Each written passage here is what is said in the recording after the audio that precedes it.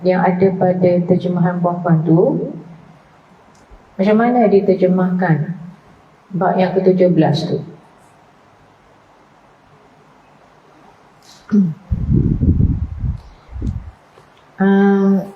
Sebelum masuk cuba tengok balik, sebab kita ada sahabat baru kan. Sahabat baru kita ni masuk-masuk dapat 16. Sambil-sambil kita ulang kaji dan kita bagi kita pimpin lah, bukan saudara baru, sahabat baru kita masuk ke halaman pengajian kita. Mula-mula masuk ruang tamu dulu, lepas tu tengok lah kan, sebab kita dah lama duduk rumah tu. Jadi kita tengok dulu bab pertama, bab ikhlas. Bab ikhlas. Cuma Imam Nawawi letakkan tajuk tu agak panjang lah, bab ikhlas tu. Menghadirkan niat kan. Menghadirkan niat.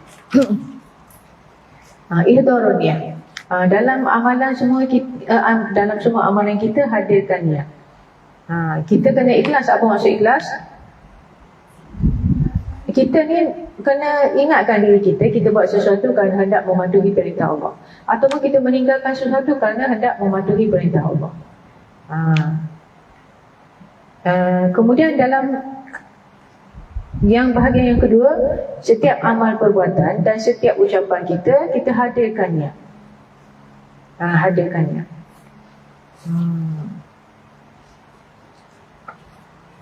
Sama ada perbuatan kita tu dalam keadaan jelas ataupun tersembunyi. Kita nak buat sesuatu, kadang-kadang orang ajak kita kan, kita nak terima ataupun kita nak tolak, ataupun orang tawarkan kepada kita sesuatu, kita nak terima ataupun tolak, itu nak hadirkan niat. Kalau terus terima, betul ke ni? Jadi Imam Nawawi ajarkan kepada kita, bukan Imam Nawawi sebenarnya, Nabi Muhammad SAW ajarkan kepada kita supaya setiap perbuatan, setiap ucapan tu biar ikhlas kepada Allah. Gitu. Kadang-kadang orang ajak kita, ataupun orang suruh kita sesuatu, mungkin di situ tidak ada apa-apa. Kalau kita tak buat pun tak apa. Tetapi mungkin ada di situ yang kita datangkan niat ialah untuk tolong. Sebab kita terima ajakan tu untuk tolong sahaja. Untuk diri kita tak ada pun, mungkin. Tetapi untuk kita tolak, kita pun carilah. Kalau kita tolak tu, tolak kerana Allah pun macam mana? Kita mampu tak buat benda tu? Kalau mampu, mungkin kita boleh tolong orang tu kerana Allah. Macam tu lah. Sebab menghadirkan niat ni benda yang monolog dalam jiwa kita. Menghadirkan niat ni adalah monolog dalam jiwa kita sendiri. Begitu. Yang kedua, bab taubat. Yang ketiga, sabar. Yang keempat, bab benar, jujur dan telus, kejujuran. Yang kelima, bab merasakan pengawasan Allah. Sentiasa merasakan Allah mengawasi kita. Itu muraqabah. Apa maksud muraqabah? Kita sentiasa merasa Allah sedang mengawasi kita. Kemudian yang keenam, bab takwa. Takwa maksud dia memelihara diri daripada kemurkaan Allah. Sebab itu kita kena buat nota. Sebab maksud dia tu berbeza-beza. Macam muraqabah. Kemudian takwa. Kalau kita tak detail, mungkin kita anggap semua tu sama je. Jadi bila semua sama, dari sudut praktikal kita nak buat tu, kita tak dapat beza, tidak dapat buat dengan baik. Yang ketujuh, bab yakin dan tawakal. Bab yakin dan tawakal ni, kalau puan-puan ingat, yakin dan tawakal ni apa poin yang penting?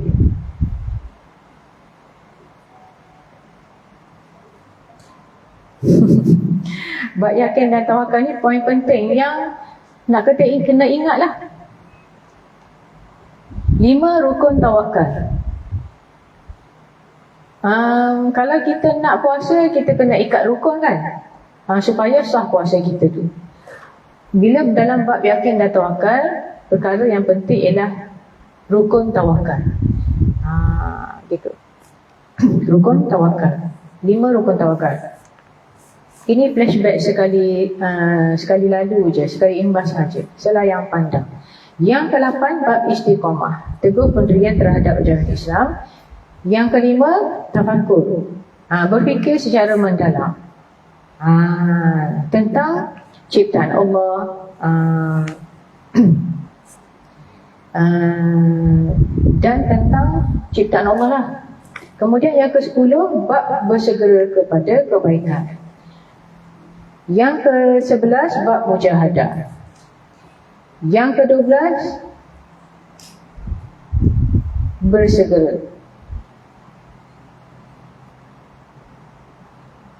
Meningkatkan amalan kebaikan pada akhir usia.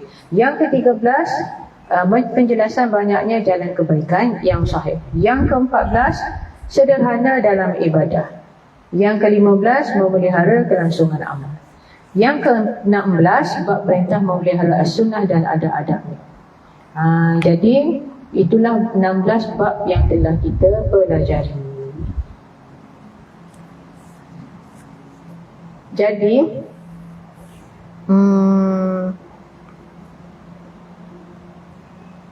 sepanjang pengajian kita 16 bab ni, setiap perkataan yang penting kita dah berikan ta'rif, definisi supaya kita faham. Kalau kita tak detail, nanti kita akan jadi sama-sama. Sedangkan dalam Islam ni semuanya dijelaskan dengan sempurna.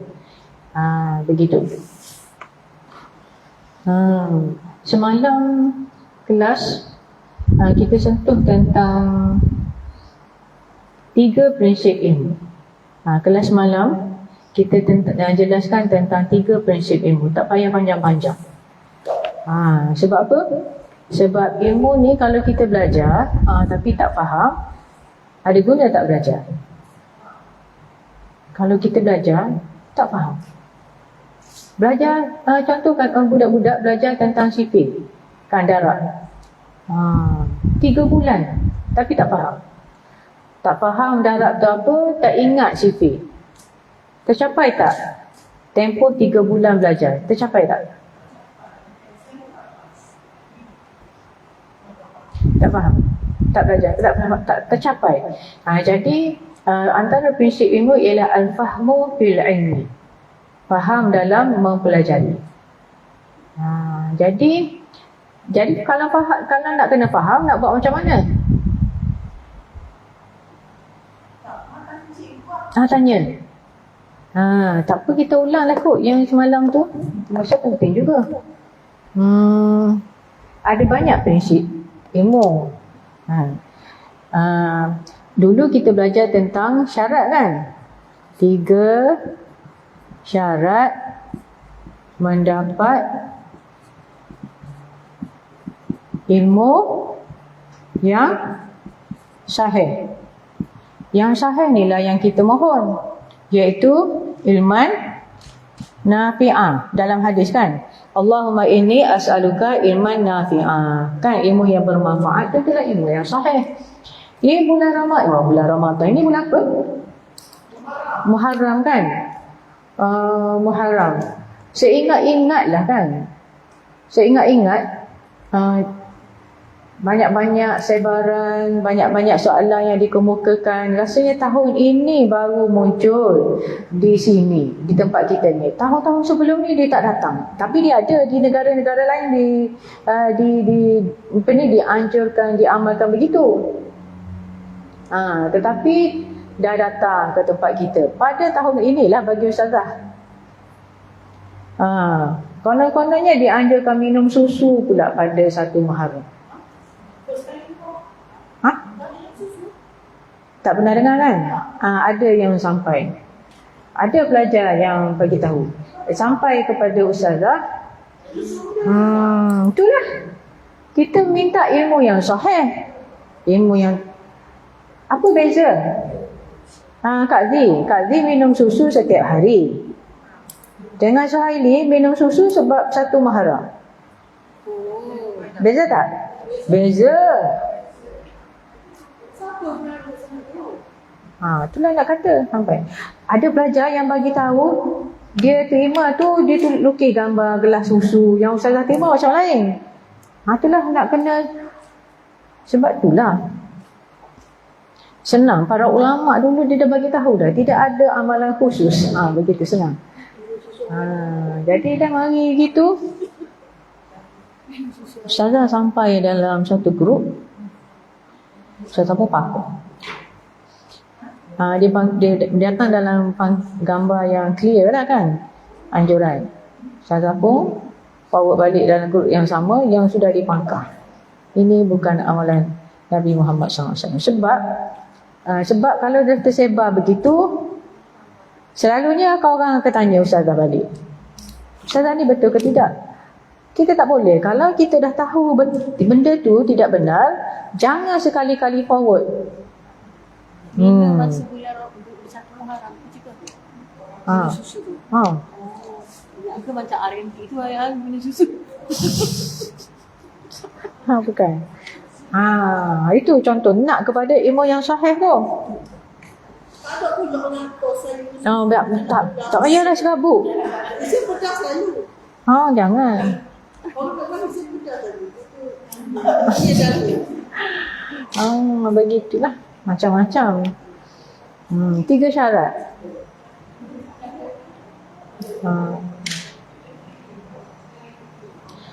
Nombor 1, sukatan. Sukatan lah. Sukatan. 10 Muharram hari apa? 10 Muharram hari apa? Hari Jumaat. Yelah hari Jumaat. Nama lain dia hari apa? 10 Muharram tu dinamakan sebagai hari Ashura. Hari Ashura. Hari Ashura tu kena buat apa? Astagfirullah. Baru ni tahu 10 Muharram. Ashura tu maksud dia 10 Muharram. Hari yang ke-10 bulan Muharram, Ashura. Bukan bubur. Bukan bubur. Ashura itu 10 Muharram. Jadi daripada mana 10 Muharram tu kita kena buat apa? Puasa. Jadi sukatan mana yang kita pakai 10 Muharram tu kita kena puasa? Dalillah Nabi kan. Itulah pentingnya sukatan. Sukatan yang kita tinggi ni adalah Quran dan hadis lah. Sukatan ilmu yang sahih tu mesti daripada situ lah. Betul lah kita belajar 10 hari Ashura tu disunatkan berpuasa. Belajar kat mana? Dalam kitab fiqh. Kitab fiqh tu ambil kat mana? Daripada Al-Quran dan hadis lah. Daripada hadis tu. Bukan para ulama reka-reka ikut dia rasa molek hari ni. Bukan. Kitab fiqh tu dia mesti ambil daripada Al-Quran dan hadis. Sebab tu kita letak sukatan tu Al-Quran dan hadis. Begitu. Itulah manakala 10 Ashura 10 Muharram hari Ashura kita kena berpuasa. Hari Ashura buat bubur tu ambil kat mana? Mana sumbernya?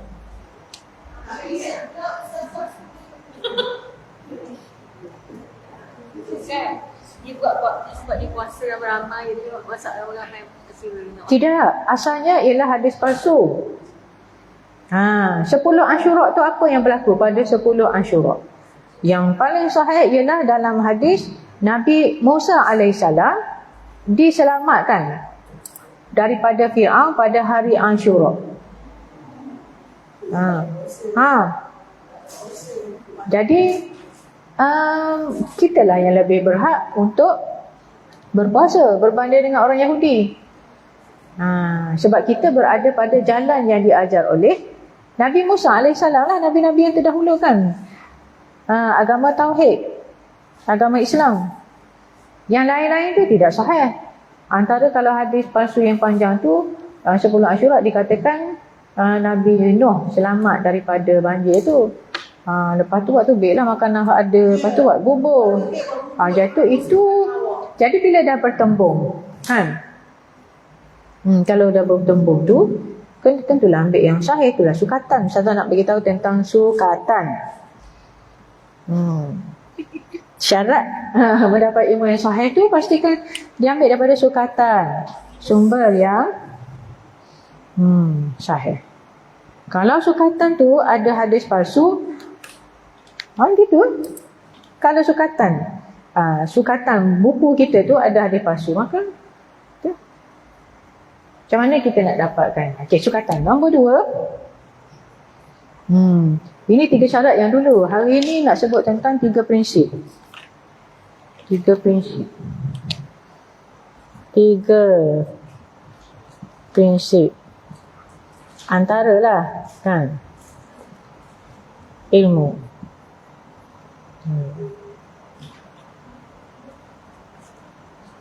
Prinsip ilmu.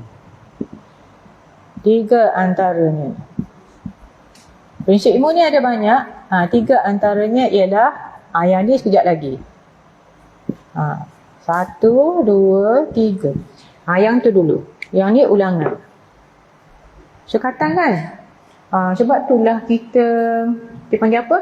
Cerewet sikit pilih-pilih buku ni. Sebab buku ni, buku yang datang betul-betul datang daripada Allah, buku apa? Al-Quran. Lepas tu wording daripada Nabi, hadis. Itulah 2 buku yang paling utama. Yang lain-lain tu kena pilih elok-elok. Supaya orang yang tulis buku tu dia berdisiplin. Gitu kan? Kemudian yang kedua, apa dia? Siapa ingat? 3 syarat. Syarat yang pertama, syarat yang pertama ialah sukatan yang baik ataupun sumber yang sahih. Yang kedua, guru penyampai.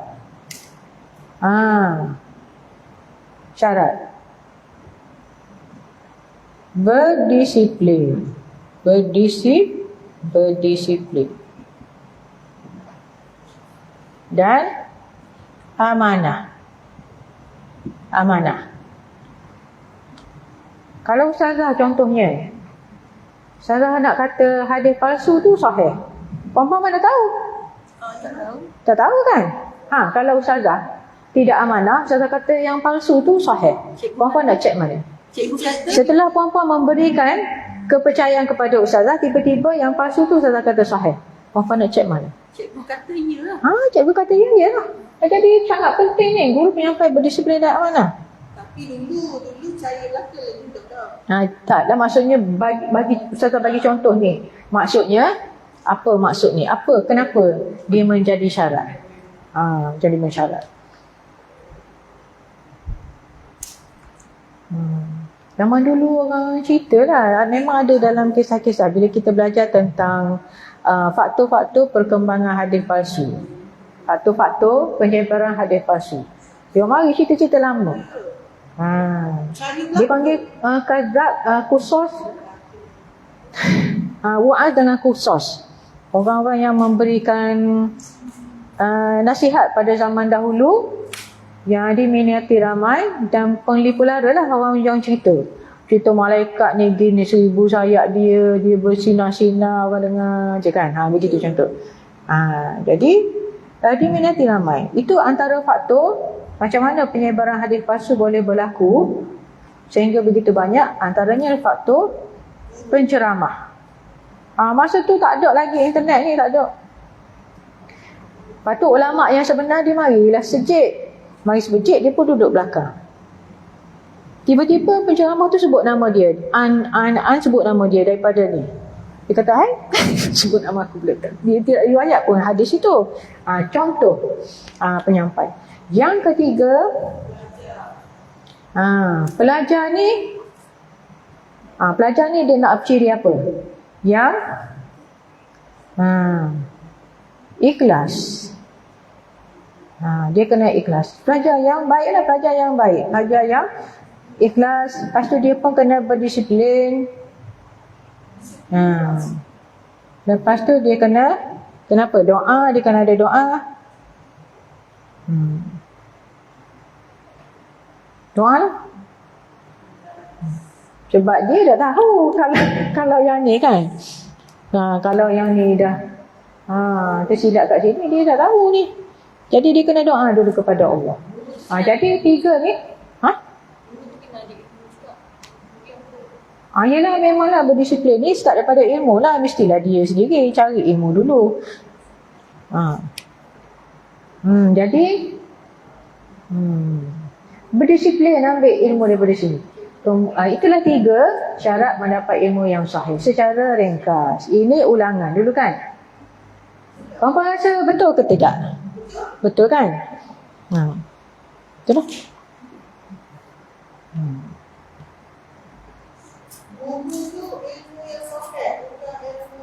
Dia satu lagi untuk menghuraikan yang ni. Contohnya sumber dah sampai. Contohkan, misalnya bagi contoh. Sumber dah sampai. Ada soalan daripada saudari kita. Tongkat Nabi Musa tu kan. Tongkat Nabi Musa tu sakti tak? Tongkat Nabi Musa tu tongkat sakti ke? Zat. Tongkat Nabi Musa tu boleh membelah laut ke? Boleh. Dengan pertolongan Allah. Dia kena tukar sikit. Dia bukan tongkat tu yang sakti. Tongkat mujizat. Dia kenapa tongkat tu boleh menjadi ular? Mujizat. Allah bagi. Sebelum kita sebut mukjizat kita sebut last sekali. Kalau kita sebut mukjizat, dia akan fokus apa tu mukjizat. Kita sebut kenapa tongkat tu boleh menjadi ular. Kita lempar jadi ular. Allah suruh lempar kan? Allah suruh lempar kan? Suruh campak kan? Lepas tu jadi ular. Lepas tu Allah suruh tangkap, ambil balik. Dan Allah kata jangan takut. Nanti Allah akan tukar balik kepada tongkat. Jadi tongkat tu boleh menjadi ular bukan kerana dia ni sakti.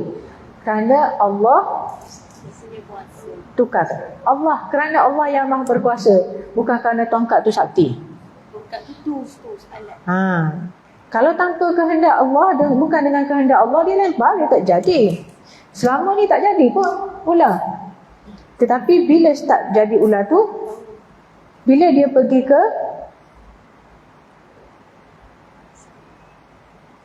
masa dia bercakap-cakap dengan Allah Subhanahu Wa Taala, itu dalam surah Toha.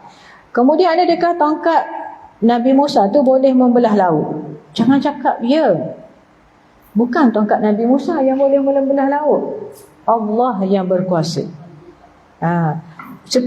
Bila belah laut tu, ketika Nabi Musa bersama Bani Israel, pengikut-pengikut dia sampai di Laut Merah. 12. Jadi Allah boleh tak kalau Allah belah lalu laut tu? Boleh.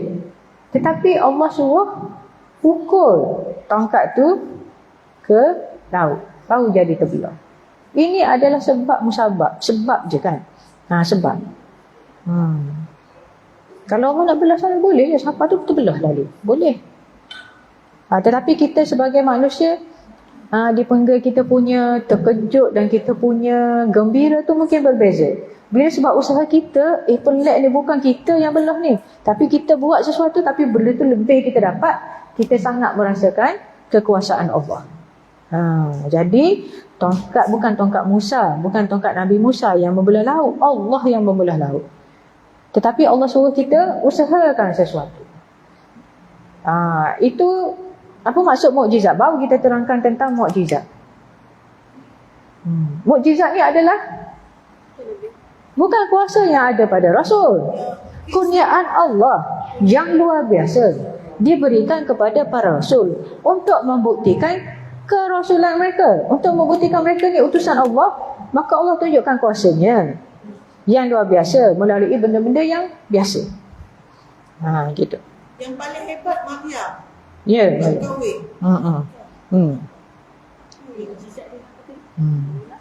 Itu pun ketika dia duduk di bawah pokok kurma, disuruh sentuh kan pokok kurma baru dulu. Baru usaha manusia itu ada. Jadi Kadang-kadang sukatan yang baik ni dihuraikan dengan tidak berdisiplin.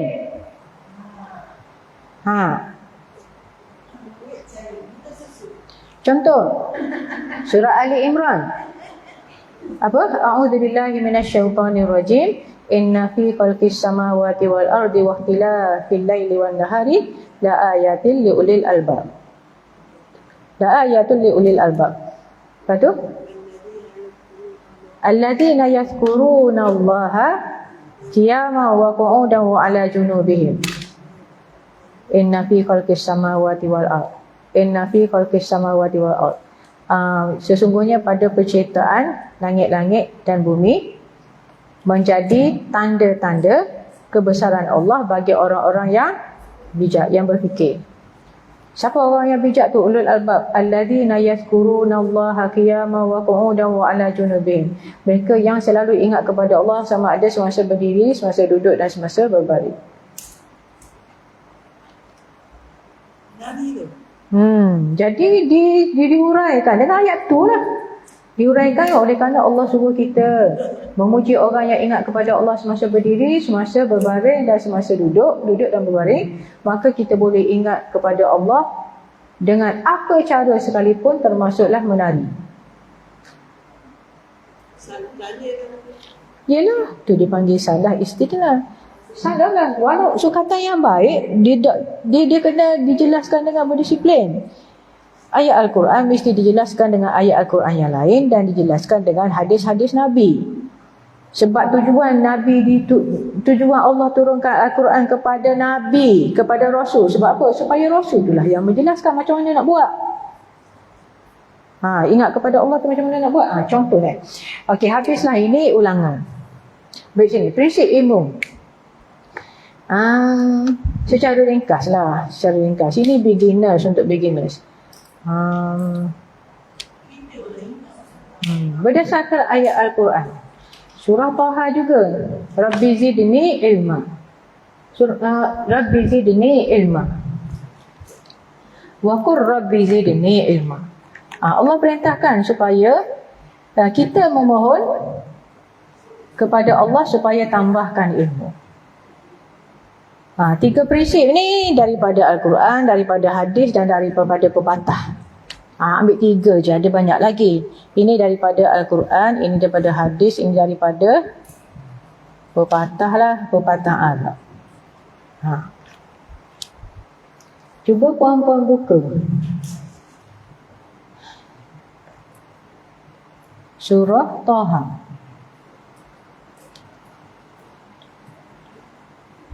Ayat 114. Muka surat 320.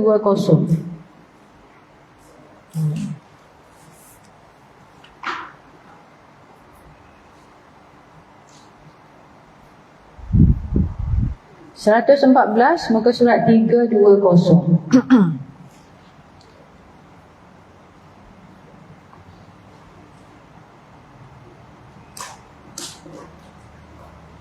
Surah Taha. A'udzu billahi minasyaitonir rajim.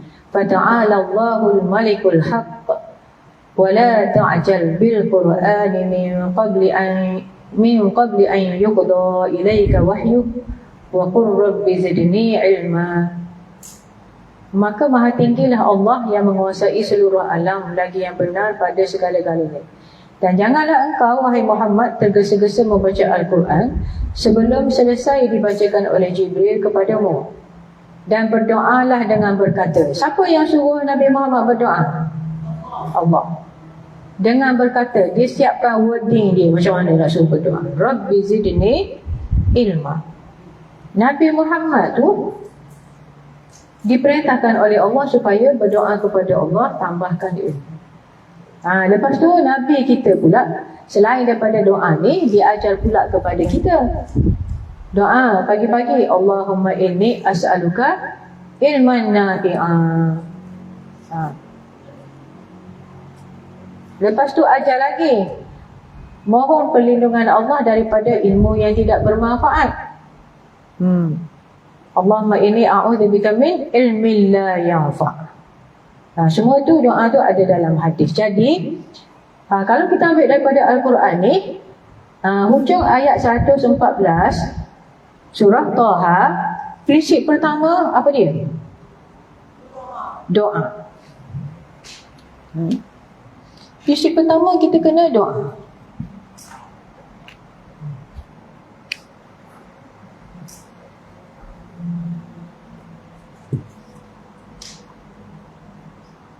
Kena doa.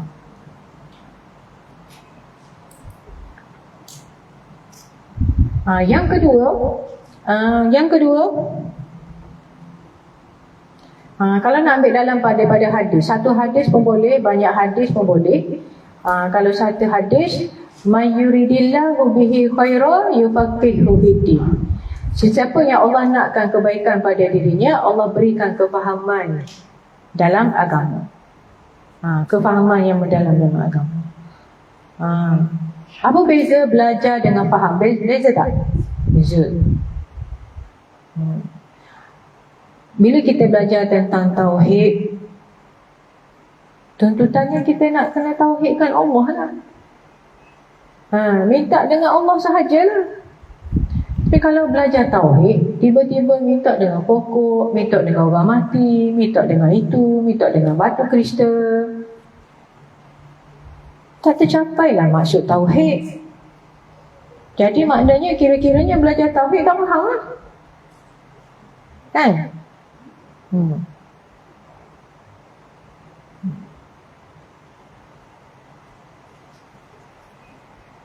Jadi faham. May yuridillahu bihi khairan yufaqihu fiddin. Siapa yang Allah nakkan kebaikan kepadanya, Allah berikan kepadanya kefahaman mendalam tentang agama. Dalam Sahih Bukhari, satu judul kecil dibuat ni, Al-Fahmu fil ilmi. Faham dalam ilmu. Faham dalam mempelajari ilmu. Ilmu tu banyak, tapi kita kena faham. Jadi nombor 2 apa dia? Faham. Kena faham. Prinsip ilmu ni doa, dia kena faham. Jadi faham ni nak kena apa? Dia faham selalu. Dia terus faham.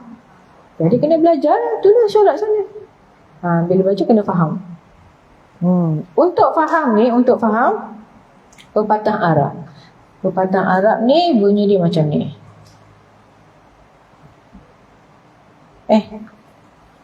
Husnul su'al. Ni ulangan juga ni. Husnul su'al nisful ilmi.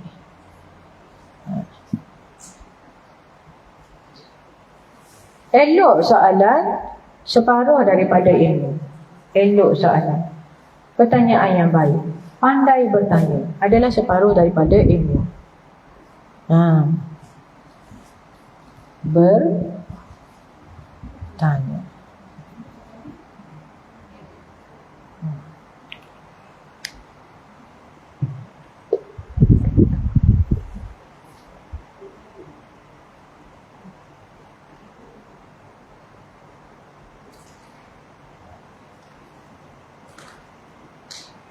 Tanya kepada siapa? Tanya kepada ahli ilmu. Ahli ilmu dia kena syarat, dia kena ni. Syarat dia. Sebenarnya tak amanah.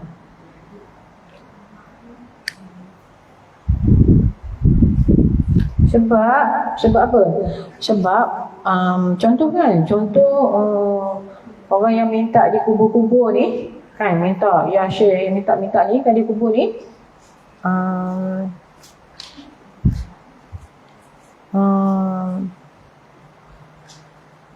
ataupun mendakwa ni yang dalam internet, dalam Facebook dulu kan ramai juga yang mendakwa dia nampak Nabi SAW.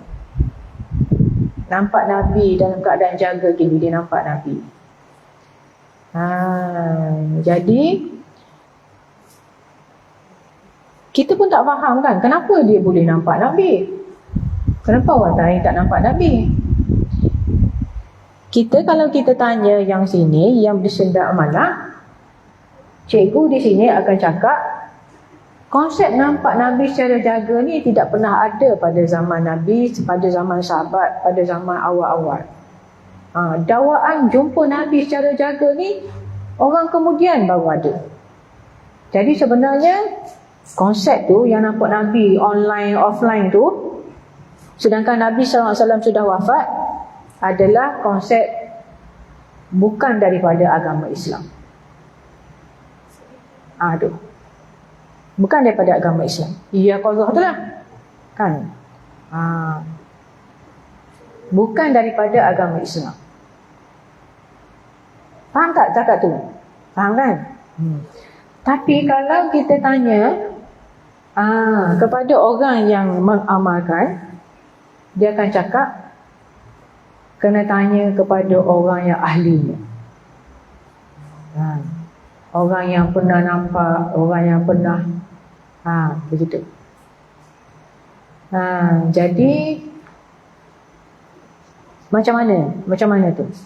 Sebab dia bila berkaitan dengan Nabi SAW, kita tidak boleh sandarkan kepada Nabi SAW secara sembarangan.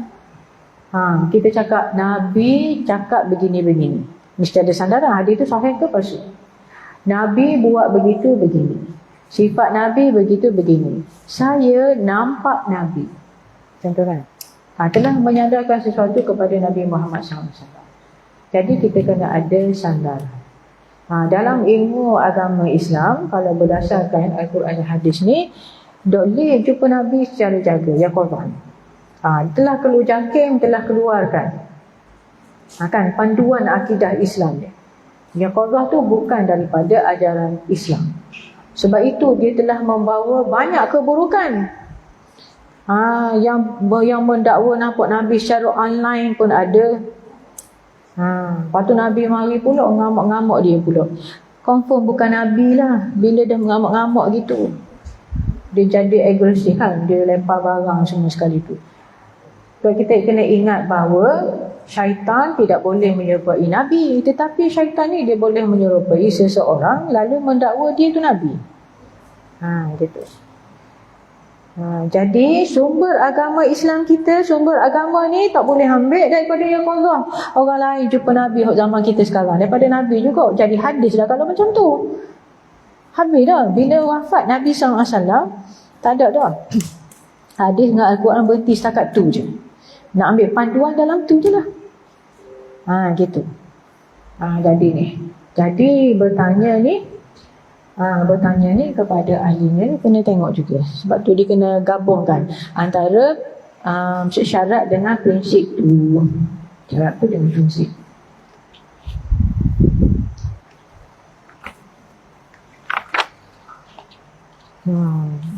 Habislah mukaddimah.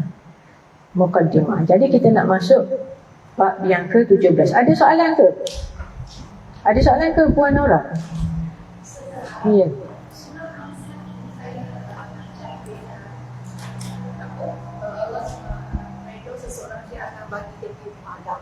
Ya, macam mana? Kalau Allah redokan seseorang, dia akan bagi dia ilmu agama. Ayat itu dimaksud. Bila Allah nakkan kebaikan kepada seseorang, may yuridillahu bihi khaira. Hadis, bukan ayat, hadis. Ni bahagian ni. May yuridillahu bihi khaira yufaqihu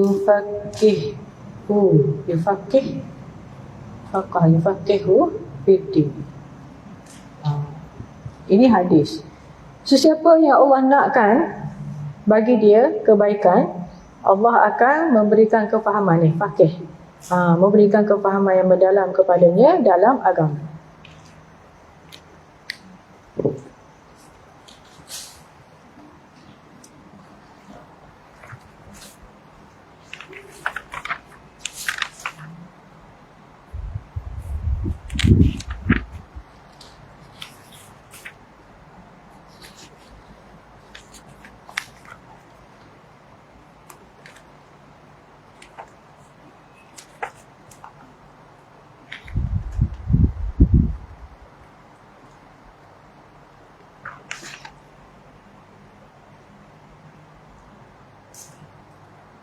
Puan-puan buka muka surat 556. Kita akan masuk bab ilmu. Kitab ilmu lambat lagi ni. Ni, duduk sini. Tak tahu dah. Tahun bila ni sampai ni? Kitabul ilmi, bab kitab chapter ilmu, duduk muka surat. Dalam muka surat 556. Hadis ni ada dalam hadis yang pertama. Boleh buka. Muka surat 556 kalau buku ni. Kalau buku lain, cubalah cari kitabul ilmi, tengok dalam indeks chapter ilmu.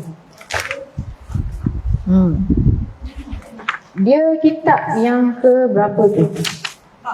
12. Bukan tajuk yang ke-12, chapter yang besar. Kalau buku lain cari chapter 12.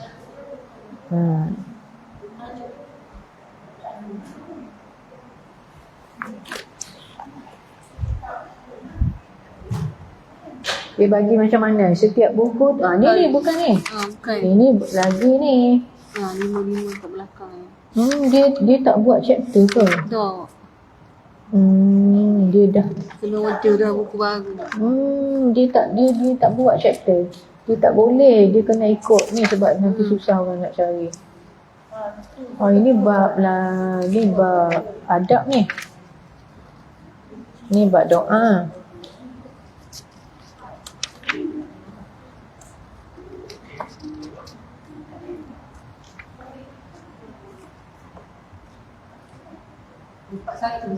Ya? 241.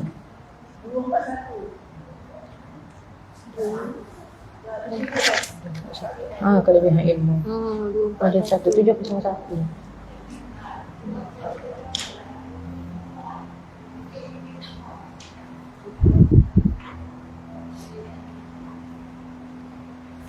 Muka surat 701 kan?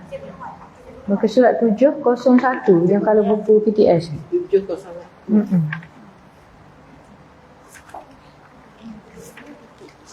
Yang ni? Ini sebab dia ada juga buku yang lama-lama ni dibuat 2 jilid. Jadi kitab ilmu dia jilid yang kedua. Tu hadis yang pertama tu kan? 241.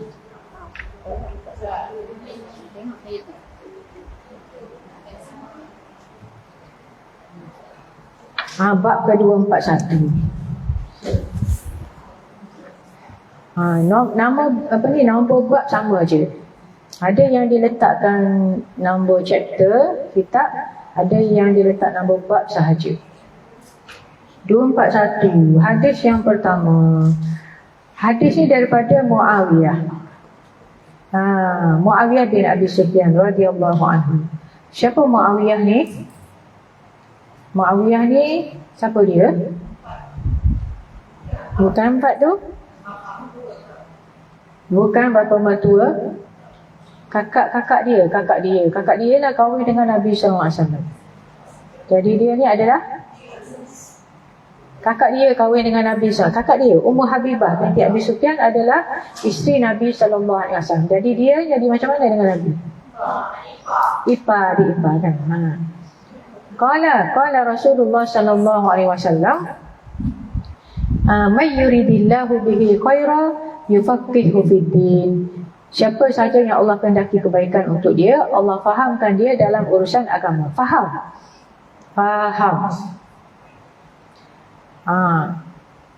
Sesiapa yang sudah faham tentang akidah Islam, tak akan mitodah dengan penghuni kubur. Tidak akan. Kan? Benar, betul tak? Kan? Kita pergi ke Mekah, pergi ke Raudhah tu bukan dimitok dengan Nabi SAW. Kan? Kita beri salam.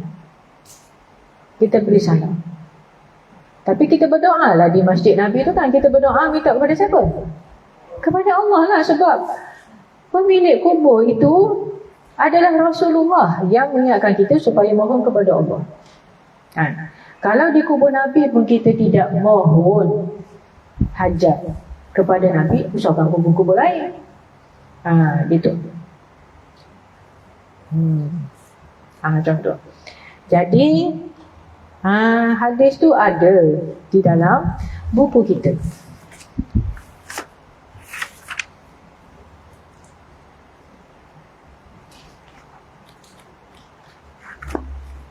Tapi kita nak belajar bab 17 dulu. Yang itu bab 241. Kita baru duduk bab 17.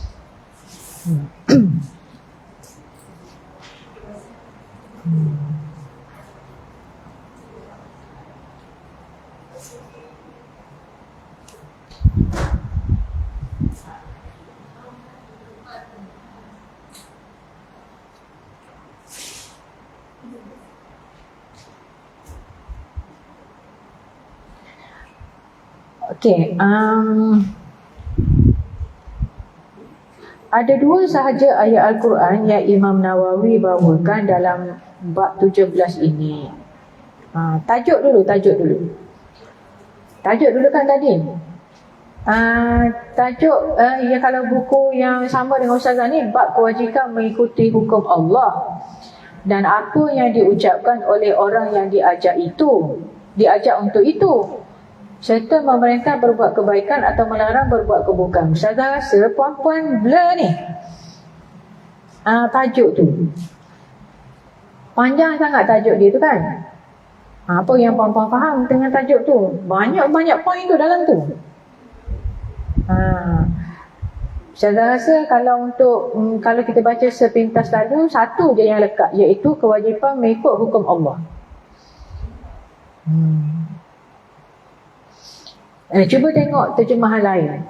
Apa yang diterjemahkan untuk bab tu? Belum hadis lagi. Yang ni sama. Yang ni bab apa? Wajib mengikut hukum Allah. Wajib mengikut hukum. Wajib patuh perintah Allah. Dia wajib. Ya kan ada tambahan. Ni wajib menunaikan hukum Allah. Wajib menunaikan hukum Allah. Tak ada ni. Yang ni tajuk 17, bab 17.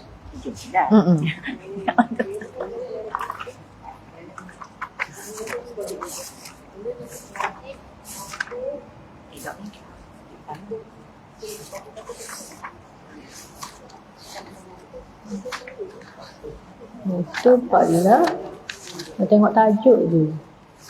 Ini 17 ni. Kewajipan mengikut hukum Allah dan perkataan yang diucapkan oleh orang yang diajak ke arah itu. Panjang. Orang yang diajak. Dan yang diperintah berbuat kebaikan atau dilarang. Dan yang diperintah berbuat kebaikan atau dilarang melakukan keburukan. Panjang. Mandu iya ila zalika wa umira.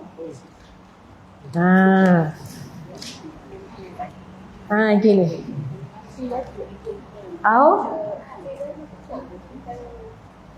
Wa umira bi ma'ruf. Du'iya ila zalika wa umira bi ma'ruf aw nuhiya 'anil munkar. Jadi cuba tengok iklan hari ini. Iklan hari ini tu saya dah ringkaskan situ.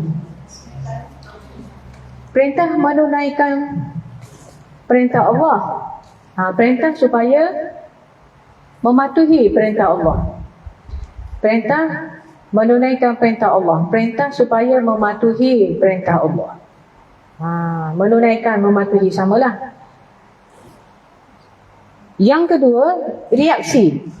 Reaksi yang sepatutnya apabila diajak supaya mematuhi perintah Allah, apabila disuruh kepada kebaikan dan dilarang daripada kemungkaran. Jadi kita ringkaskan, diajak, disuruh dan dilarang dalam hal itu, iaitu dalam mematuhi perintah Allah.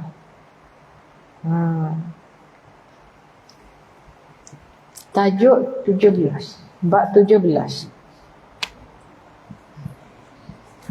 Bab 17. Dia ada dua. Satu, perintah supaya mematuhi hukum Allah. Hukum Allah ni, hukum ni adalah apa maksud hukum? Perintah lah kan? Sama je perintah Allah. Perintah, kita diperintahkan supaya patuh kepada perintah Allah, hukum-hukum Allah. Kemudian B,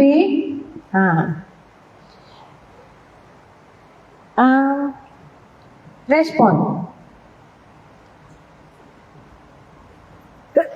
Alhamdulillah. Respon yang sepatutnya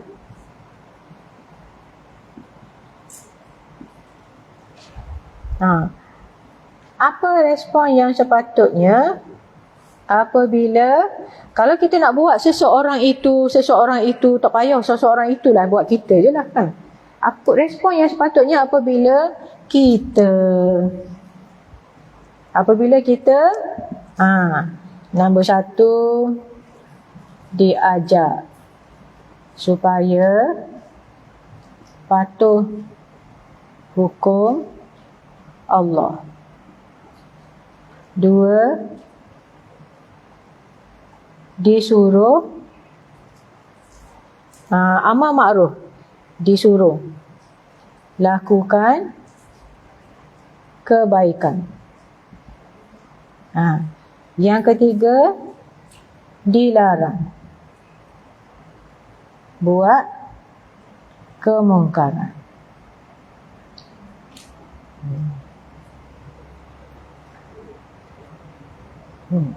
Itulah isi kandungan, bukan isi kandungan keseluruhan, isi kandungan dalam bab yang ke-17. Bab yang ke-17 ni, hadis-hadis ni tentang ni lah. Hadis-hadis dalam bab 17 ni, satunya dia nak cerita tentang perintah supaya kita mematuhi perintah Allah, hukum Allah. Yang kedua, apa respon yang sepatutnya kita buat apabila kita diajak supaya patuh hukum Allah, kita disuruh buat kebaikan, kita dilarang daripada melakukan kemungkaran. Apa respon yang sepatutnya? Faham tak? Boleh juga kalau Ustazah nak ikut yang paling, Ustazah ambil yang paling ringkas. Yang paling ringkas yang ni lah, wajib mengikut hukum Allah. Tapi sayanglah sebab pengarah asal dia kan buat banyak tu, panjang tu.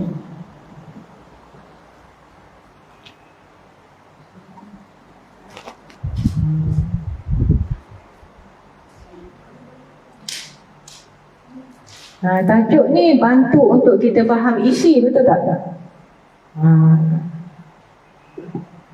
Itulah tajuk dia.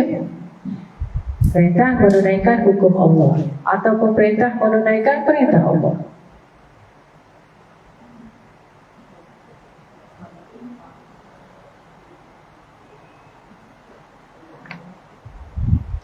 Ikut perintah Allah.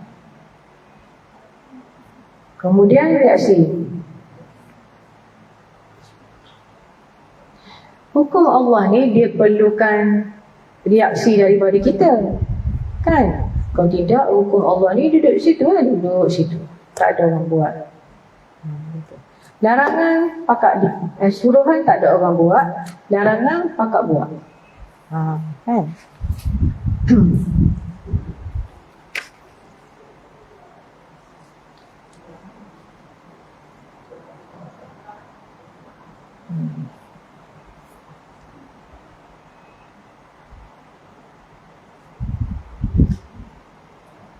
Bab ini menunjukkan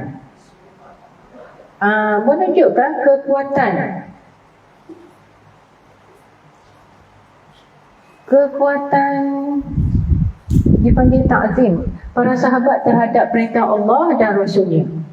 Bab ini akan menunjukkan para sahabat ni dia committed, dia ambil berat, dia pandang perintah-perintah Allah ni benda besar yang perlu serius kita lakukan. Begitu. Tak macam kita. Kita ni kalau ada perintah, dia kata nantilah dulu. esok bunyi buat. Begitu. Larangan tak apalah, kita tinggal sikit-sikit lah. Contoh kan. Sahabat tu tidak begitulah maksudnya. Cuba kita tengok nanti. Selain itu, dengan bab ini kita dapat mengetahui bahawa Allah tidak akan memikulkan kepada kita sesuatu yang tidak mampu kita pikul. Juga tidak membebani kita kecuali apa yang mampu kita laksanakan. Kerana itu sudah menjadi kewajipan kita untuk melaksanakan perintah Allah dan Rasulnya. Dan kita dianjurkan dengan mengucapkan kami mendengar dan kami patuh. Sami'na wa ata'na itu dia ringkaskan. Allah Subhanahu Wa Taala berfirman. Kita masuk ayat Al-Quran pertama dalam bab 17 ni. A'udzu billahi minasyaitonir rajim. Fala wa rabbika la yu'minuna hatta yuhaqqimuka fima shajara bainahum thumma la yajidu fi anfusihim harajan mimma qadaita wa yusallimu tasliman. Maka demi Rabbmu, mereka pada hakikatnya tidak beriman sehingga mereka menjadikan kamu, wahai Muhammad,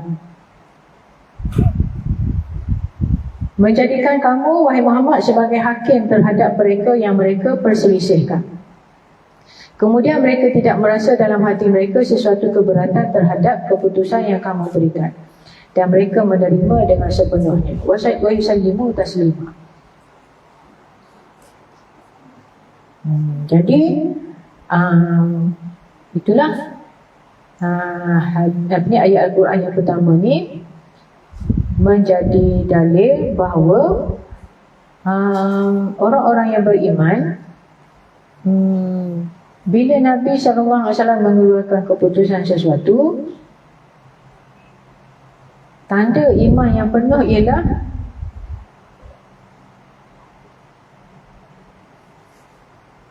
mereka tidak keberatan untuk menerima keputusan itu. Mereka terima dengan lapang dada. Gitu. Tak rasa berat tetapi lapang dada. Oh, Nabi kata gitu ke? Tak apalah. Kita tinggal. Oh, Nabi kata gitu ke? Jomlah kita buat, tak apalah. Mungkin susah sikit tetapi adalah kebaikannya. Gitu.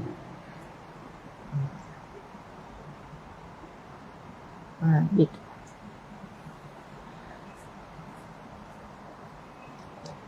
Dalam surah An-Nur, tadi surah An-Nisa, dalam surah An-Nur pula Allah Subhanahu Wa Taala berfirman, a'udzu billahi minasyaitonir rajim.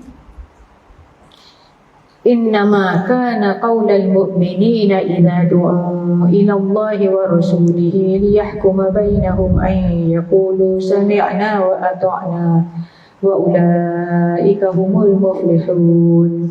Sesungguhnya jawapan orang-orang mukmin bila mereka dipanggil kepada Allah dan Rasulnya agar Rasul menghukum, mengadili di antara mereka, ialah ucapan. Apa ucapan orang beriman apabila dipanggil kepada Allah dan Rasulnya? Ucapan mereka apa dia?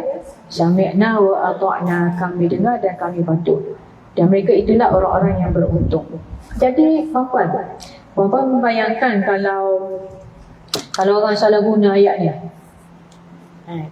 dia ajak kepada benda lain, tetapi dia dakwa, dia mengajak kepada Allah dan Rasul. Kena dengar dan kena taat. Sami'na wa ata'na. Sebab itu penting tu, penyampai tu penting, berdisiplin dengan amanah.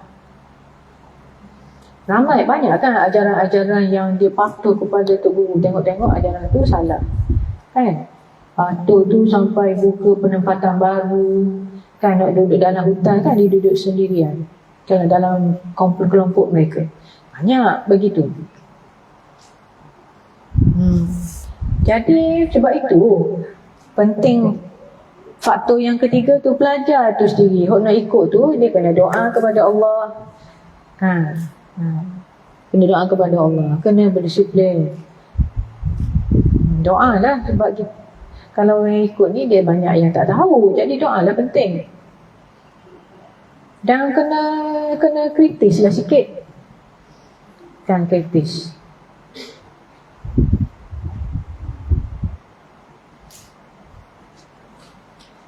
Kritis macam itu.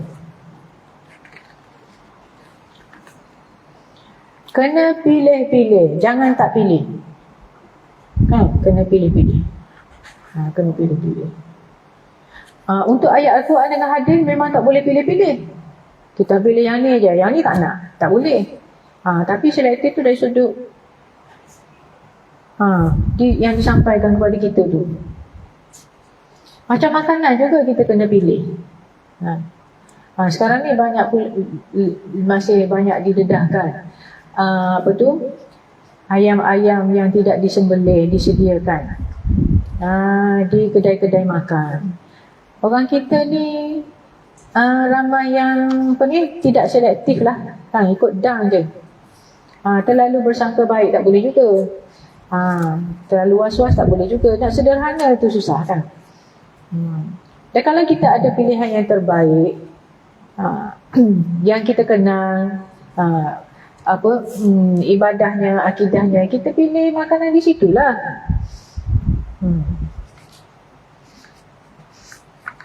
Jangan pilih sebab asal sedap.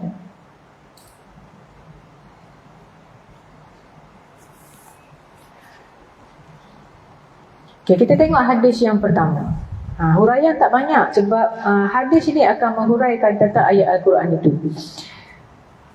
Hadis yang pertama, an Abi Hurairah radhiyallahu anhu qala,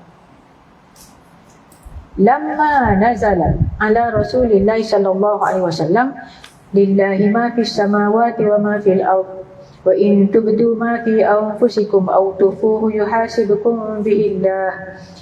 Ayat 3, 2, 8, 4.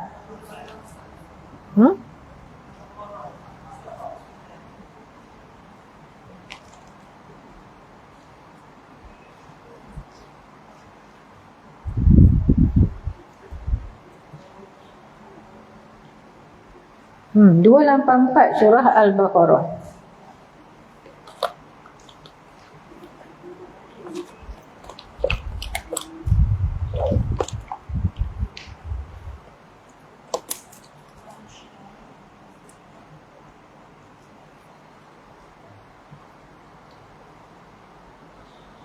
Segala yang ada di langit dan yang ada di bumi adalah kepunyaan Allah. Dan jika kamu menzahirkan apa yang ada di dalam hati kamu atau kamu menyembunyikannya, nescaya Allah akan hitung dan menyatakannya kepada kamu. Gitu. Ishtadda dzalika ala ashabi Rasulillah sallallahu alaihi wasallam, fa atau Rasulullah sallallahu alaihi wasallam thumma baraku ala rukab faqalu ay Rasulullah kullifna minal a'mali ma nutiq as-salata wal jihad was-siyama was-sadaqah wa qad unzilat 'alaika hadhihi al-ayah wa la nutiquha.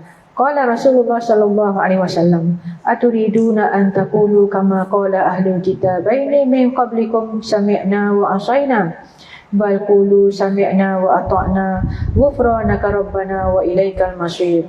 Falamma qadara ahal qaum wa dallat biha alsinatuhum anzalallahu ta'ala fi ithriha amana ar-rasulu bima unzila ilaihi min rabbih wal mu'minuna kullun amana billahi wa malaikatihi wa kutubihi wa rusulihi la nufarriqu baina ahadin min rusulihi wa qalu sami'na wa ata'na ghufranaka rabbana wa ilaikal masir.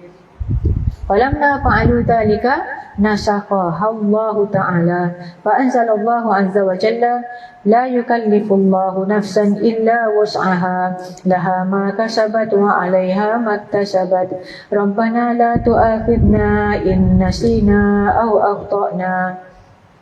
Qala na'am rabbana wa la tahmil 'alaina isran kama hamaltahu 'alal ladzina min qablina. Qala na'am Rabbana wa la tuhammilna ma la taqata lana bih. Qala na'am wa'fu 'anna waghfir lana warhamna anta maulana fansurna 'alal qaumil kafirin. Qala na'am.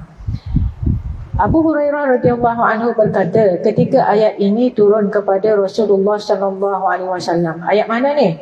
Lillahi ma fis samawati wal ard wa ma fil ard sampai tu. Yuhasibukum bihillah.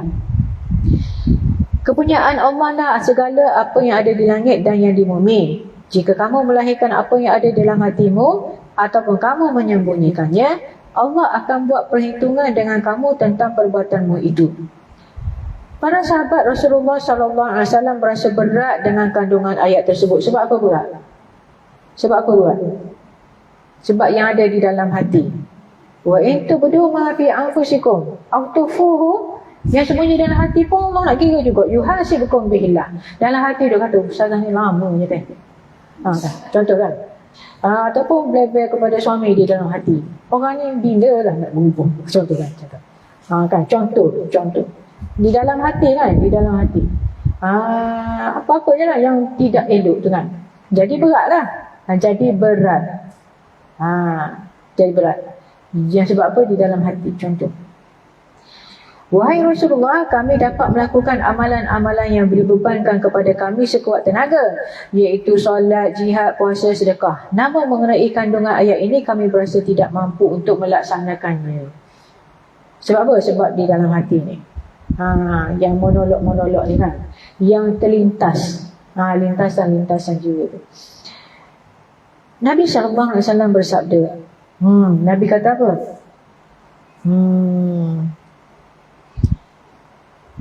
Ni, mereka ni datang kepada Rasulullah SAW dengan bahasa berat. Dia mari jumpa dengan Rasulullah SAW sampai dia duduk dalam keadaan mereka. Macam mana? Sahabat-sahabat ni mari dalam keadaan melutut. Melutut. Dia punya ta'zim kepada perintah Allah tu, mari kepada Rasulullah SAW ni berlutut. Maksudnya merendah diri kepada hukum Allah. Tapi dok ni, jadi dok berlutut lah. Macam minta tolong macam mana ni, berat sangat ni kalau lagu ni. Datang kepada Rasulullah SAW dalam keadaan berlutut. Sebab apa? Sebab mereka golongan yang paling tinggi lah imannya.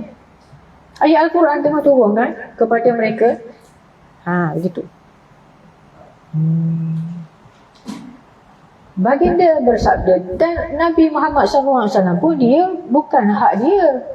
Kan? Dia hanya menerima perintah. Dia utusan Allah. Apa yang dikatakan oleh Rasulullah SAW? Aturiduna an taqulu kama qala ahlul kitabaini min qablikum sami'na wa asayna. Apakah kamu akan berkata seperti yang dikatakan oleh para ahli kitab sebelum kitabaini tu? Ahlul kitabaini, dua kitab yang sebelum kamu. Kitab mana? Taurat dan Injil. Dua kitab. Satu kitabaini sebelum kamu. Mereka tu kata apa? Kami dengar dan kami langgar. Sami'na wa asayna. Kami dengar tapi kamu tak berikut lah. Kami langgar. Janganlah seperti mereka, tetapi katakanlah bal qulu sami'na wa ata'na ghufranaka rabbana wa ilaikal masir.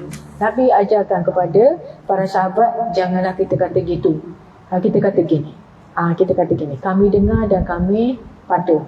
Ampunkanlah kami wahai Rabb kami, dan kepada Engkaulah tempat kami kembali.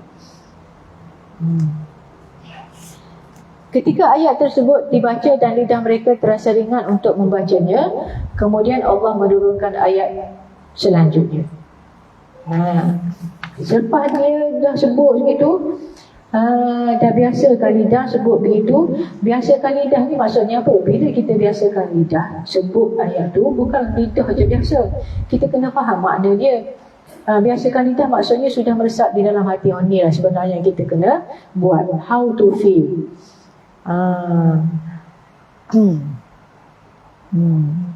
Bahasakan itu ulang-ulang apa? Dia bahasakan ada. Bila sebut banyak-banyak kali, sami'na wa ata'na, tak apalah. Kami dengar, kami taat. Ampunkanlah dosa kami wahai Tuhan kami.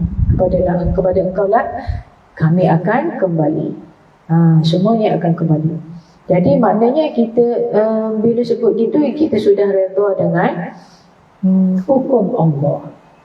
Hukum Allah kan? Hukum Allah.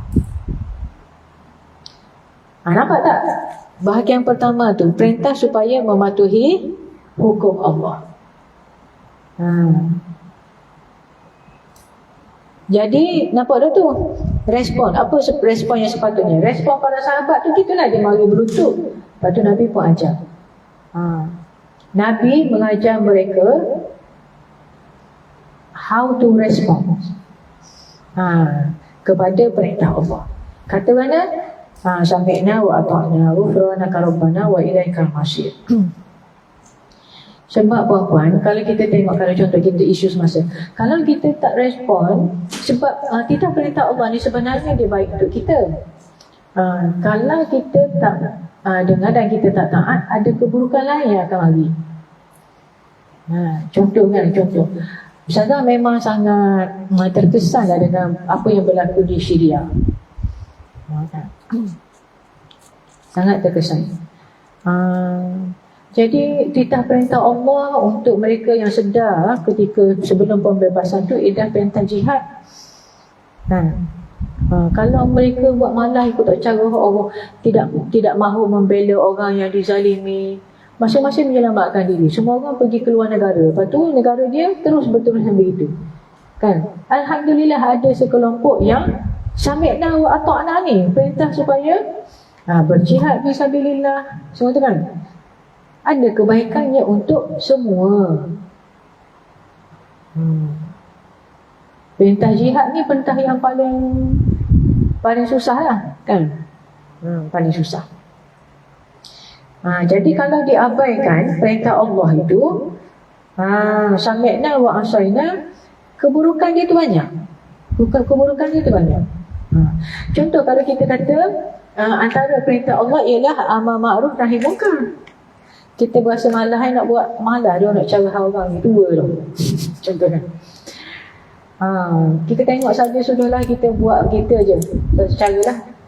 Kan, kalau benda-benda khurafat masih berleluasa, kan, ada masuk tak secara. Tetapi kalau kita tak ikut, kalau kita tidak melaksanakannya, keburukan dia tu akan bertambah. Kan? Keburukan tu akan bertambah. Jadi ke mana-mana pun maksudnya, Ustaz nak bagi contoh, perintah Allah ni ada kebaikan, sebab itu wajib dipenuhi. Wajib dipenuhi. Contoh kalau yang untuk lingkungan puan-puan, masa muda-muda dulu susah tak mendidik anak, kan, nak geruk semayang, kan, kan. Tapi kalau kita tak buat benda tu, tanggungjawab yang diperintahkan oleh Allah, dia akan jadi semakin tak ada hasil. Kalau kita tidak laksanakan tanggungjawab sebagai ibu dan bapa dengan baik, macam mana kita nak menghasilkan anak yang soleh dan solehah, yang mematuhi perintah Allah? Jadi dalam perintah tu dia ada kebaikan. Walaupun nampak susah, tetapi confirm ada kebaikan. Sebab Allah, tengok dari bawah ni kan lagi. Gitu. Tapi menarik di sini kan, semua hadis menarik. Bila dah lancar semua ingat tu, barulah Allah nak uji kita sebenarnya, kan. Wa dallat biha alsinatuhum anzalallahu ta'ala fi ithriha. Ketika ayat tersebut dibaca dan lidah mereka terasa ringan untuk baca. Maksud bila dah sebut banyak-banyak kali lama-lama tu, kemudian Allah telah menurunkan ayat yang selanjutnya.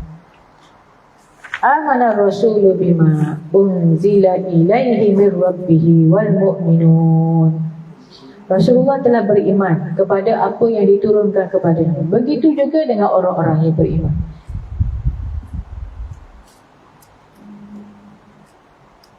Apa nampak tak? Apa ni kaitannya dengan cerita sebelum tu? Nabi kan pujuk para sahabat tu, kan? Sami'na wa ata'na, kita kata gini, sami'na wa ata'na ghufranaka rabbana wa ilaikal masir. Kemudian bila dah meresap iman tu dengan ayat itu, dengan perintah itu, Allah pun turunkan ayat. Amana rasulu bima unzila ilaihi. Rasul telah beriman dengan apa yang diturunkan kepadanya. Wal mu'minun, begitu juga dengan orang-orang beriman. Orang-orang beriman, ayat ni merujuk kepada siapa? Sahabat tu lah. Kullun amana billahi wa malaikatihi wa kutubihi wa rusulihi la nufarriqu baina ahadin min rusulihi. Begitulah. Semuanya beriman kepada Allah, malaikat-malaikatnya, kitab-kitabnya dan rasul-rasulnya. Mereka mengatakan kami tidak membeza-bezakan antara seorang dengan yang lain dari rasul-rasulnya. Tidak membezakan. Sebab apa? Sebab semuanya utusan Allah, membawa akidah tauhid yang sama. Dan mereka mengatakan kami dengar dan kami taat. Mereka berdoa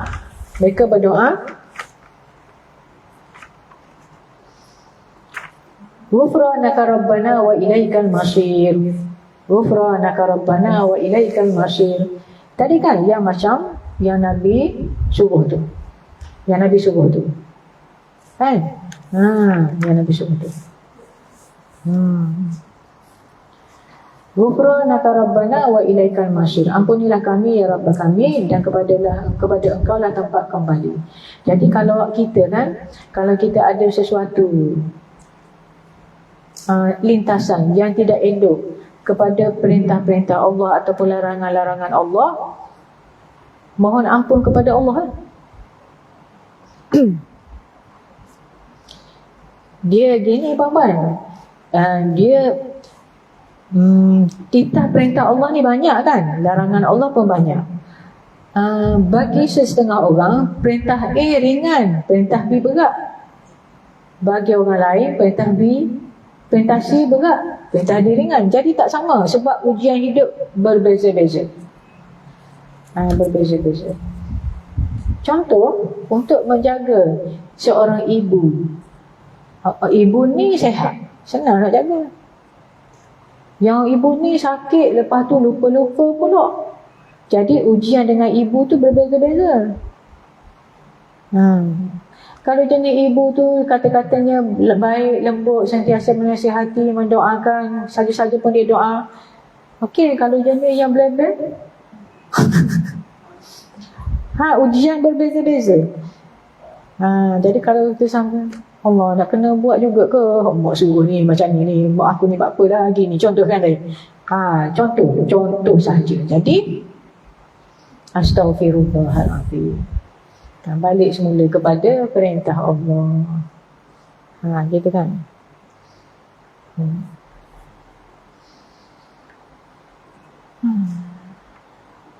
Dengan syarat dia tak suruh benda-benda yang melanggar perintah Allah lah.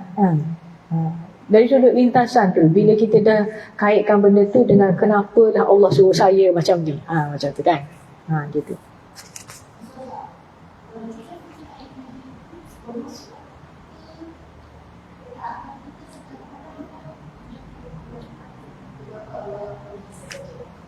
Macam mana? Terlintas kenapa Allah uji saya macam tu. Kalau kita terlintas macam ni, actually menzahirkan keimanan kita kurang, ketaatan kita kurang ke, atau tak payah nilai diri kita. Kita buat je sebagaimana yang ada dalam hadis. Astaghfirullahaladzim. kalau terlintas je puasa berdosa. Tidak, lintasan tidak menjadi dosa. Tapi Allah kata apa yang Tadi tak habis lagi. Itu baru separuh. Nantilah. Kan? Sebab itulah para sahabat datang berlutut kepada Nabi Muhammad SAW sebab berat sangat ni. Benda lintas pun nak semua tulis belaka ni.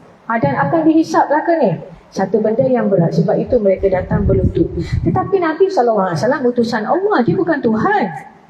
Bila Allah kata gitu, dia sendiri pun kena terima. Dan dia nasihat kepada para sahabat, kita terima. Lepas tu dia ajarkan wording kepada para sahabat tu macam mana? Sami'na wa ata'na ghufranaka rabbana wa ilaikal masir. Lepas tu bila dah lembut lidah kan, dia dah dididik jiwa semua tu, turunlah pun, barulah turun. Yang ayat seterusnya, Rasul telah beriman kepada apa yang diturunkan kepadanya. Begitu juga dengan orang-orang beriman ketika itu, para sahabat. Semuanya beriman kepada Allah, para malaikatnya, kitab-kitabnya, rasul-rasulnya. Mereka mengatakan la nufarriqu baina ahadin min rusulih. Kami tidak membeza-bezakan antara seorang dengan yang lain dari rasul-rasulnya. Dan mereka mengatakan sami'na wa ata'na ghufranaka rabbana wa ilaikal masir. Selanjutnya setelah mereka melaksanakan sebagaimana isi ayat di atas itu, maka Allah SWT menurunkan lagi ayat. Tunggu ayat lagi. La yukallifullahu nafsan illa wus'aha laha ma kasabat wa 'alaiha maktasabat.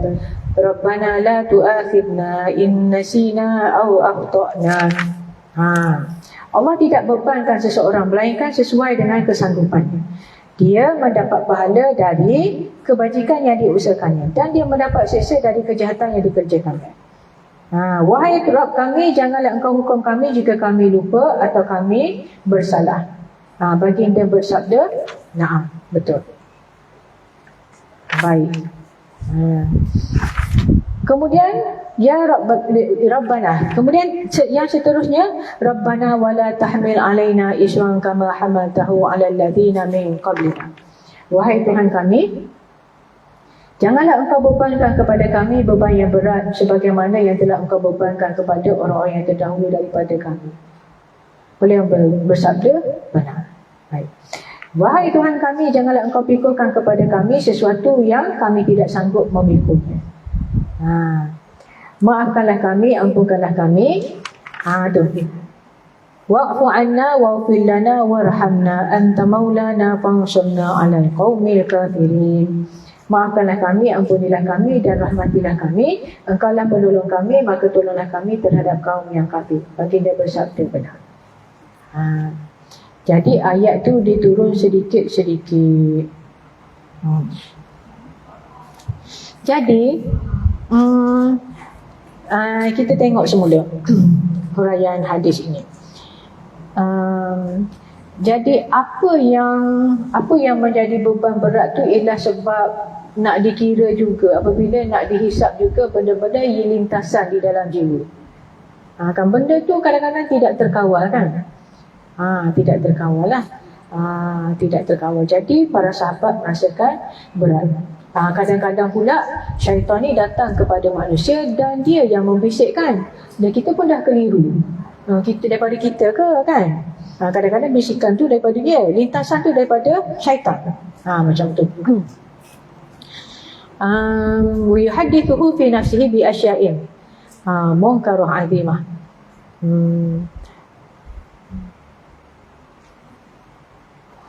Sedangkan Allah SWT pula kata, tadi tu kan, wa in tubdu ma fi anfusikum aw tufuhu yuhasibukum bihillah. Apa yang kamu zahirkan, apa yang kamu sembunyikan, Allah hisab. Kan Allah kira. Jadi itu menjadi berat kepada para sahabat sehingga mereka datang berlutut kepada Nabi Muhammad SAW.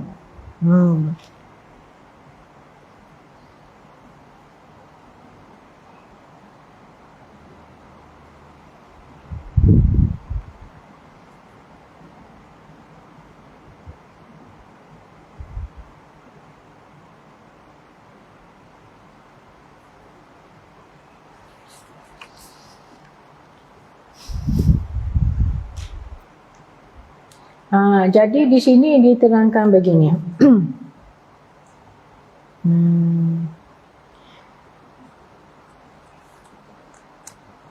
Nah, yang Nabi cakap dalam hadis ni kan, Nabi kata jangan kamu nak kata sebagaimana ahli kitab yang sebelum kamu dulu ke?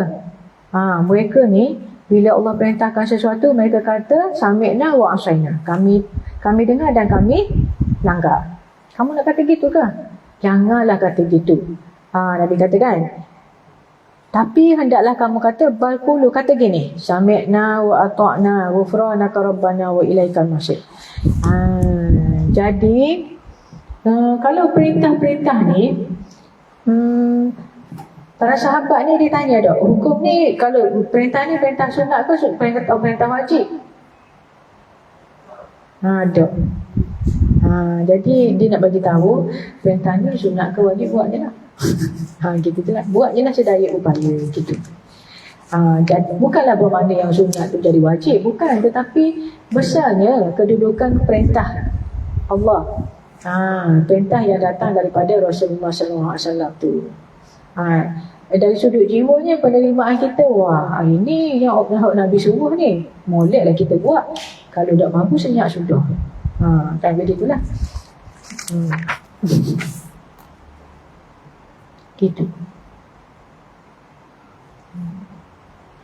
Jadi walihada, jadi kita tidak dapatilah, kita tak tahu, kita tidak dapat maklumat bahawa para sahabat ni apabila Rasulullah SAW perintahkan kepada mereka sesuatu perintah, mereka pun tanya, ya Rasulullah, ni wajib ke sunat? Tak tanya gitu. Gitulah. Itulah dia, sebab tu tajuk ni. Jadi respon yang sepatutnya apabila dia ajak supaya patuh kepada hukum Allah. Itulah respon sahabat. Gitu.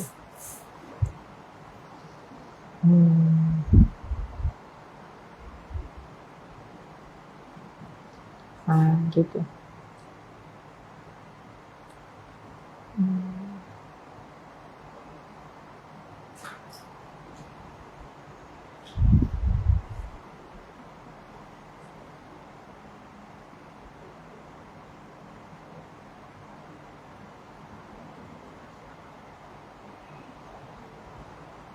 Jadi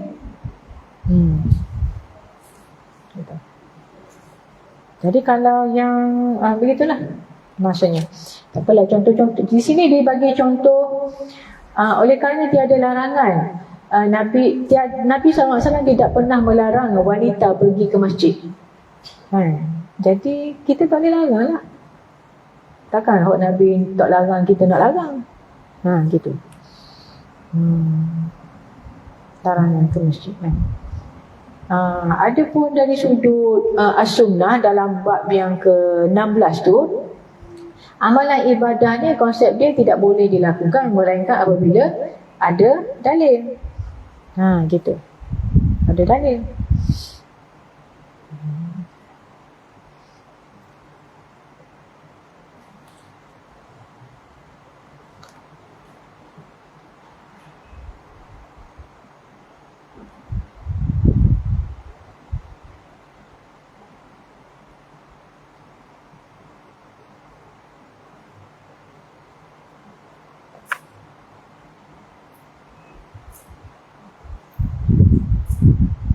Apabila mereka sudah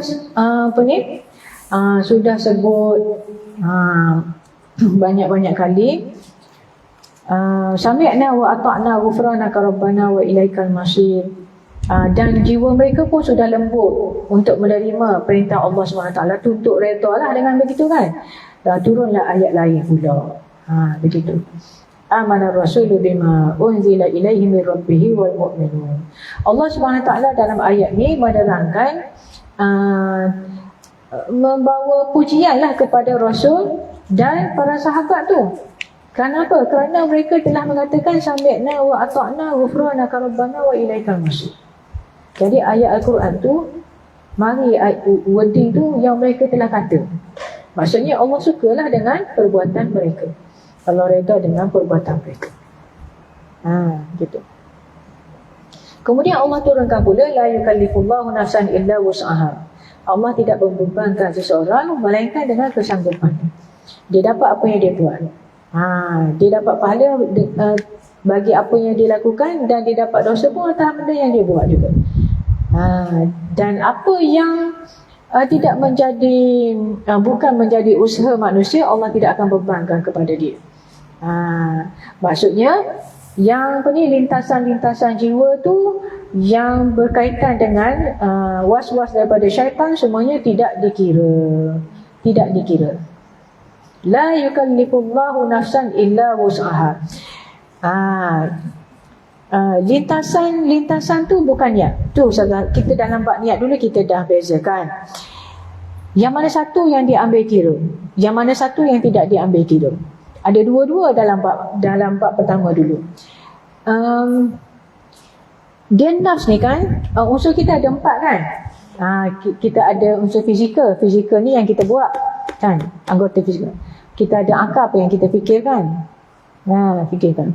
Kalau di dalam akal pun lintasan, kita telitah, kita macam ternampak kan. Itu mungkin lintasan, bayangan daripada syaitan. Contoh kan, kalau orang lelaki dia telitah aurat perempuan, dia mungkin gangguan daripada syaitan. Dia juga astagfirullah, tidak dikira kepada dia. Tetapi kalau dia duduk berkhayal Kan, membawakan bayangan-bayangan duduk diam, duduk senyap gitu je, tapi duduk bayang-bayang tu dia adalah satu amalan buruk. Semua tak ada benda lain ke nak fikir. Begitu kan. Begitu juga tentang jiwa niat. Kalau terlintas dimaafkan. Kan? Tetapi kalau dah azam, sebagaimana yang kita belajar dulu dalam hadis, dua orang beriman saling menghuluskan senjata kan. Seorang Nabi kata al-qatil wal maqtul finnar, dua-dua yang bila saling menghunus senjata ni, yang pembunuh dan yang dibunuh dua-dua masuk neraka. Sahabat bertanya, dah berapa begitu? Kan, yang pembunuh tu kita faham lah sebab dia masuk neraka. Kenapa yang kena dibunuh tu masuk juga? Sebab apa? Sebab dia sudah azam, cuma dia tidak sempat sahaja. Jadi kalau dah azam untuk buat sesuatu, dia bukan lintasan lagi. Dia kira usaha dah, cuma tidak sempat buat. Macamlah dulu dalam bab puasa, antara perkara yang membatalkan puasa ialah niat untuk berbuka. Niat untuk berbuka tu bukan lintasan. Tengok air katira. Kan, air katira warna apa? Hijau, pandai kan. Hijau. Tengok tu, sedapnya kalau boleh minum. Itu bukan niat untuk berbuka, itu lintasan. Yang kita astagfirullah, puasa ni mana boleh kan. Tetapi kalau dah Ustazah bagi contoh, kalau dah orang tu dia kata tak tahan dah ni. Tak tahan dah ni. Dia pun balik kerja pukul 4 sehingga 7. Beli Maggi dalam mangkuk tu kan. Bingung tak dah. Dia traffic light kat traffic light merah tu dia cakap, saya tak nak puasa dah hari ni, nak buka. Bukan setakat tu, dia pergi 7 beli Maggi. Lepas tu letak Maggi dalam periuk, panaskan Maggi, walaupun dia tak masuk lagi Maggi dalam mulut, batal tu. Itulah. Dia bukan, dia memang niat untuk berbuka, bukan lintasan dah. Kalau tengok gambar Maggi saja sedapnya, kalau boleh buka, itu lain. Sebab rukun puasa apa dia? Rukun puasa apa dia? Nombor 1, niat kan? Batal dah rukun tu. Itu beza dia. Kalau lintasan tidak dikira oleh Allah Subhanahu Wa Taala. Gitulah. Jadi kalau lintasan-lintasan tu cukup kita dengan istighfar saja, ataupun satu istighfar, kemudian yang kedua a'udzubillahi minasyaitonirrajim. Itulah Rabbana la tu'akhidna in nasina aw akhtana. Salah kita litah gitu. Kan? Gitu. Sebab itu bukan usaha kita, bukan azam kita. Jadi Allah Subhanahu Wa Taala tidak membebankan dalam syariatnya apa yang tidak mampu dilakukan oleh manusia. Takkan tak boleh nak telitah langsung sedapnya air turun nak jual kan. Dia tidak membebankan begitu. Apabila bahkan dalam syariat ni, apabila kita tidak mampu melakukan satu bentuk, Allah bagi kepada kita bentuk yang lain. Kan, dalam perjalanan ada qasa, solat orang sakit dan sebagainya. Gitu. Jadi Allah tidak bebankan kepada kita apa yang kita tidak mampu.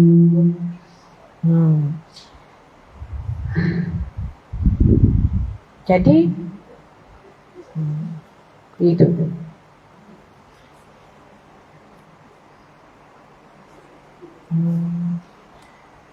Akhir sekali. Akhir sekali dengan apa tu? Ayat yang terakhir tu, wa'fu anna wa'fir lana warhamna. Ini ulangan juga. Wa'fu anna wa'fir lana warhamna. Wa'fu anna wa'fir lana warhamna. Maafkan kami, ampunkan dosa kami, dan belas kasihanlah kepada kami. Apa beza wa'fu anna dengan wa'fir lana? Ingat tak?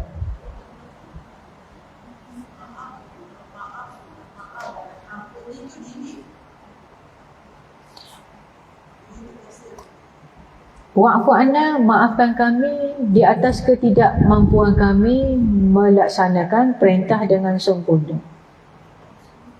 Kita semayang, kita tak tetapi kau ingat benda tu, kau ingat benda ni. Semayang cepat-cepat.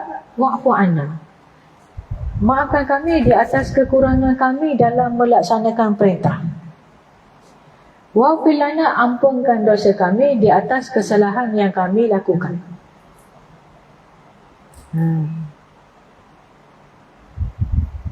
Itu beza dia. Wa'fu anna tu, maafkan kami di atas kekurangan dalam pelaksanaan kita. Wa'fir lana, ampunkan dosa kita. Beza tak? Beza kan? Warhamna, belas kasihanlah kepada kami. Rahmatilah, Ustazah rasa rahmatilah kami tu dak jejok. Dak jejok. Dak jejok. Dah faham. Rahmatilah apa benda bila nak suruh bagi tahu tak boleh bagi tahu. Jadi kita tukar terjemahan dia tu. Warhamna, belas kasihanlah kepada kami. Sialah ke kami wahai Allah. Gitu. Belas kasihanlah kami. Anta maulana fansurna 'alal qaumil kafirin. Engkaulah penolong kami. Tolonglah kami terhadap kaum yang kafir. Wallahu a'lam. Segala yang baik daripada Allah, yang kurang daripada diri kita sendiri. Itu secara sepintas lalu, nanti kita akan tambahkan penerangan. Kita akhiri dengan tasbih kafarah.